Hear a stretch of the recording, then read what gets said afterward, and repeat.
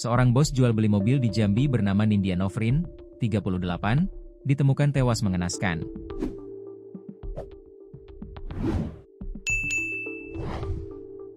Sebelum tewas, warga sempat melihat Nindya transaksi jual beli mobil dengan terduga pelaku.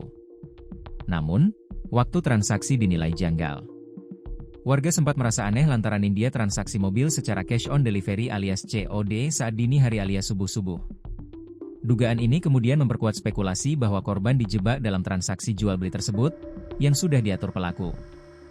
Jasad Nindya Nofrin ditemukan dalam kondisi bersimbah darah di kamar rumahnya, di lorong Ahmad Hashim, RT 22, Kelurahan Talang Bakung, Kecamatan Jambi Selatan, Kota Jambi, Provinsi Jambi, Kamis, 2 Oktober 2025, pagi, sekitar pukul 7.30 waktu Indonesia Barat. Dikutip Tribun Lampung Co.id dari tribunjambi.com, korban ditemukan pertama kali oleh asisten rumah tangga, Aslamah, 45. Nindya Nofrin menghembuskan nafas terakhirnya setelah sempat dibawa ke rumah sakit. Korban mengalami luka di tangan, wajah lebam, luka tusuk di leher, serta pendarahan di bagian belakang kepala saat ditemukan.